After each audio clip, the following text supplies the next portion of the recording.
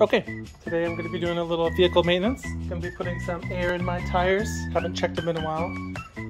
This is on a 2007 Chevy Silverado, but this is really applicable to basically any modern vehicle. So the first thing we want to do is we want to look here on the inside of the driver door.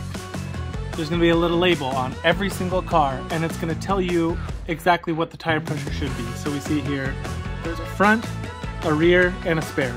So 30, 30, and 35 PSI. I have a full-size spare. So any car, if you're ever wondering, oh, what should I set my tire pressure to? It'll tell you on the inside of the door here. So close that up. So we know we need 30 PSI.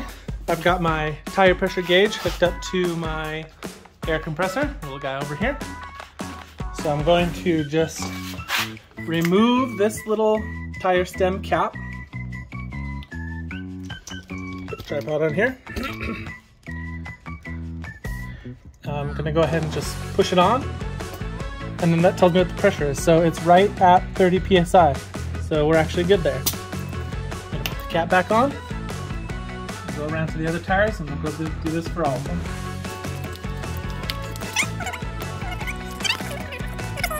And you see we are a little bit low.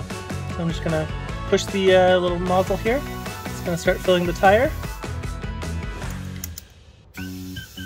And I'm gonna kind of do it in little shots like this. You'll see when you actually push the air, the gauge goes way up and you can't read the actual tire pressure. So you kind of have to do it in little shots. All right, so that's good, back to 30. Now we're going to do the spare.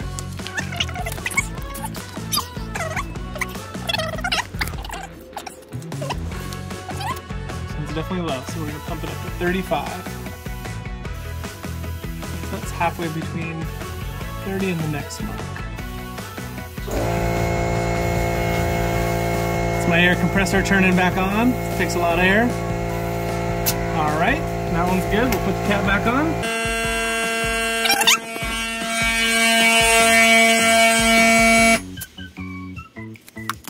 Check the gauge. Right at 30. Pretty good. All right, we got one tire left and we'll be done.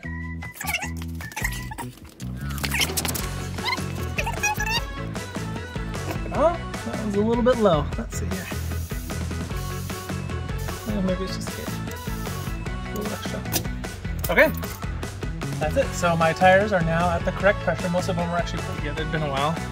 Now this method will work with virtually any vehicle that has a car that has regular tires. So keep in mind also that I'm using an air compressor, right? It's hooked up with the hose, so that's really easy.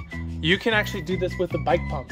Like just because it's a big car tire, actually your car tires are generally at lower pressure than a bike would be. One thing to look at, if you look at any tire also, it'll tell you, I'll flip this around.